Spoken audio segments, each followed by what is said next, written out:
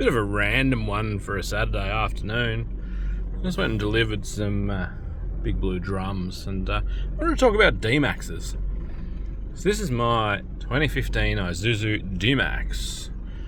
Common all over the world. I think they're Thailand built. They used to be called a Rodeo. They used to be called a Colorado. They had a few different names, different shapes, and they're all very similar. They're an ISUZU ute, basically. And I'm just crawling down quite a steep section of bush. Some big gullies in front. Now, this D-max isn't lifted at all. It's got bold. That's a big hole. It's got bold 32-inch mud terrains off it that I only really bought for the rims, so they're no good.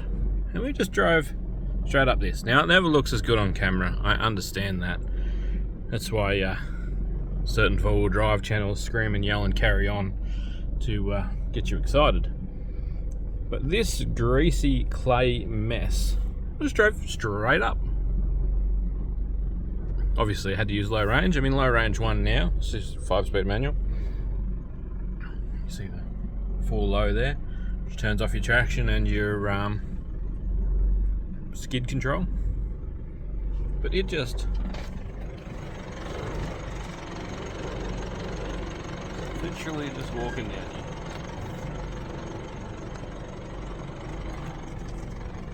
No brakes or gearbox. Just at 800 RPM idling. This is a great ute. I will continue to buy these D-maxes. I bought this one off a mate, so I'll probably buy road off ones from now on. The ones that have been crashed. This was in a crash. That's actually a deep rut. Let's turn out of that way a bit. Look, that back wheel's off the ground. I'm sure it is. Like nose down in the rut. Just smooth as silk.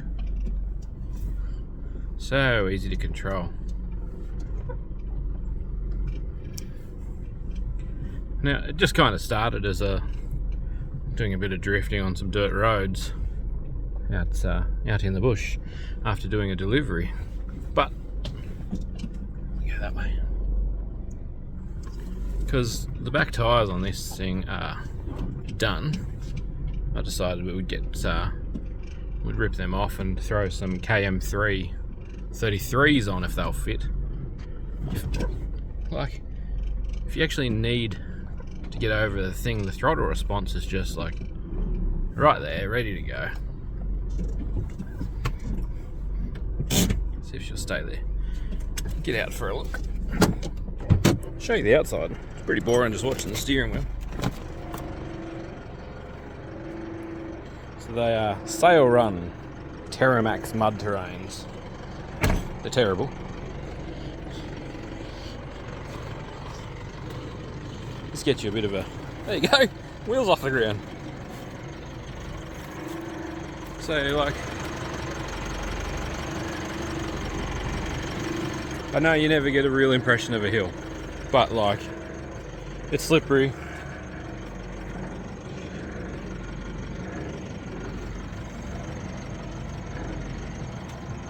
Just absolutely Ricky rocking there. Look at that. Something like that tray vibrates and it annoys the crap out of me. So yeah, like there's big rocks and outcrops. It's well over a foot there, size 12 foot for example. It just drives effortlessly. Now this isn't to brag about having a car or bragging about its four-wheel drive ability. These D-maxes are road cars. How many of these do you see? The MUX is obviously its cousin. How many of these do you see on an everyday basis dropping kids off at school? Or every tradie drives, or farmer drives, something like this. I don't know, it's not lifted at all. It's got no flex. All it's got is bull bar, lights, and they're 32s. But it just drives around beautifully. Like, I could probably back up that hill. Let's try it. Let's see how far we can go backwards. Once again, I know it doesn't look steep, but that front wheel's in the ravine. Back wheel there's pinned into the guard. That one's clean off the ground. Ute's in full crisscross mode. Righto, let's see if we can go backwards. Oh, by the way, these aren't LSDs either. They are single wheel diffs.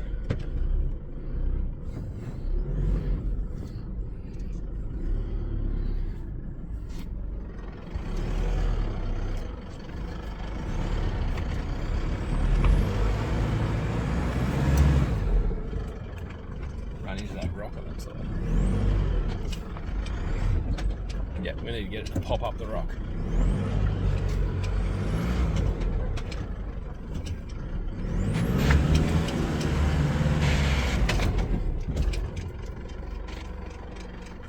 Yep, that's the rock trying to penetrate the diff center. So yeah, obviously I can't see what I'm doing in reverse one-handed either. So let's not break anything for no reason, because that little guy there will try and ruin your day. But yeah, obviously you're going to have restrictions, like ground clearance is going to be an issue. Makes perfect sense.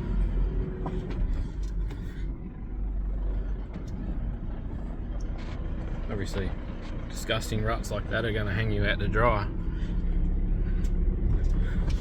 But as far as something that can just creep and crawl around with no and then 2 clicks and it's in 2-wheel drive again. It is a bit disappointing that they never came with an LSD in the back of these, because I would love one. Rainy days, things like that, this would be a much funner ute. You can buy them, I have seen them. If anyone's got one, please comment and let me know what you think.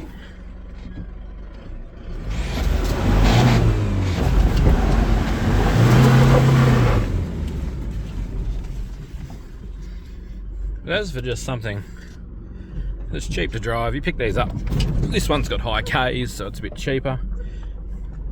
I hate that. I don't know about you guys, but if you're one of them people that do that crap,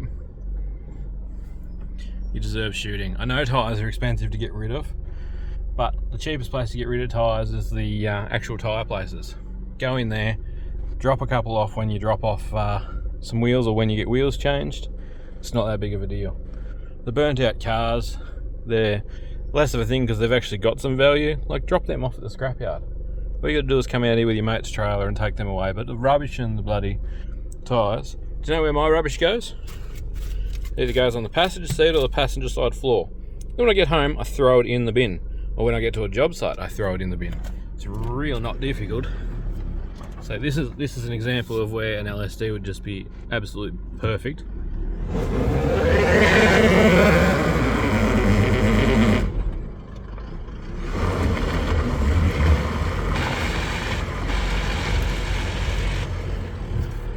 Yeah, we get straight.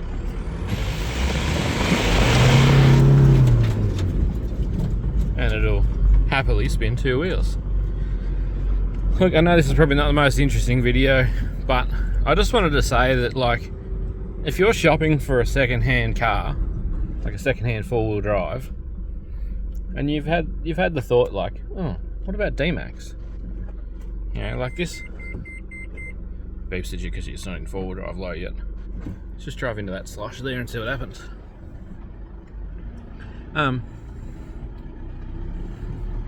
Yeah, if you're looking for there's a perfect example of your lack of limited slip causing you issues when you want to go around a corner and up.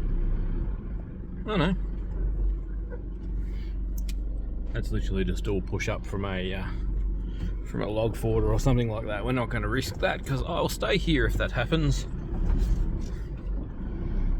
It can be a lot more risky driving your 4-wheel drive when you've brought a friend.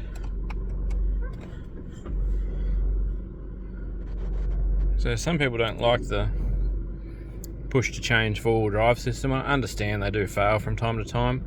It does happen. Every four-wheel drive system has a failure at some stage. I have a Mitsubishi Triton. Mitsubishi Tritons. D-max doesn't beep at you when you're not wearing your seatbelt. It's great for you guys that work on farms and, you know, on sites and stuff. The clutch pedal doesn't actually squeak. My boot's squeaking on it because I stood in the mud. You know, great for you guys that run around on farms and stuff like that, low speed everywhere. Like Hilux will drive you mentally insane. Cross up in here, see if it drives out. Straight out, two-wheel drive. It's very gravelly in the bottom. Yeah, if you're looking at a D-max, for whatever reason, this is a 15 model. I believe they're pretty similar from 12 to 17. 17 they got DPFs. And obviously that changes a few things. You see, I'm using my digger lid phone holder in this car. I use it on the digger sometimes. I do have two of them. A mate bought something and he got one for free and never used it, so give it to me. I think he bought a digger condom, the digger lid cover. But things to look out for: excessive blow by. If it's been tuned and it's just like a drop-in tune, that's probably semi-risky. They spin clutches when that happens. This one does not have a single oil leak or a single... I'll show you under the bonnet. Let me just pull up here, I'll show you under the bonnet.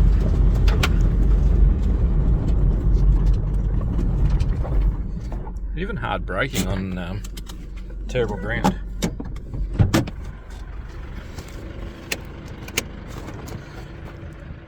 So as I said, this one's a little bit agricultural spec. It was crashed previously.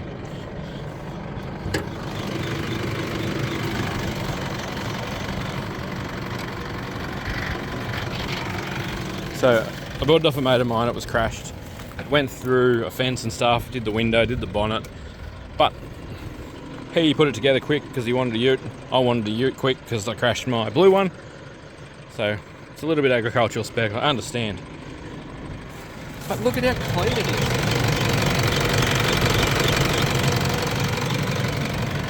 This is what they sound like, by the way. ISUZUs are traditionally a fairly noisy diesel. It's something you'll find on most of them.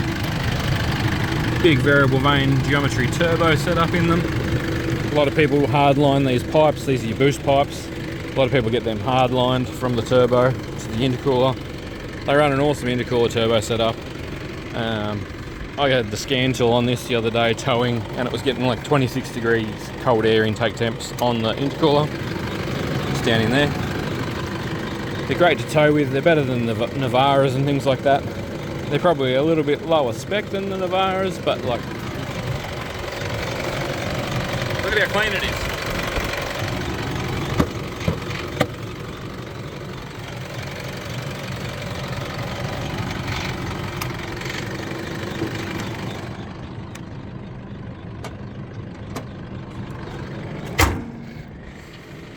I've got a higher spec set of headlights sitting in the shed to put in it with the projectors.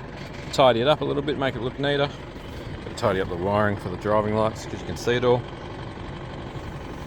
It's got a good bull bar. These are worth about 15 grand. Great vehicle for its price. Tows like a champion. It's great with a car trailer behind it, great with the excavator behind it. You can tell it's a 4-cylinder ute, but my buddy's got a V6 Amarok, and our mechanic told us that the V6s, when they'd kill injectors every 180 odd thousand kilometres, was his words, you're looking at about 6 grand. So take that with a grain of salt. Don't know how accurate that is. I have heard similar figures for the 2-reg V6s, which is why I've stayed away from them after having my original 2-reg. Yeah, thanks for watching. I know it's a weird video. It's going on the automotive channel. If you're looking at a D-max, D-maxes can do stuff. I'll show you the traction control while I'm at it. So, go on the loose bit of the road here and we'll just stomp it.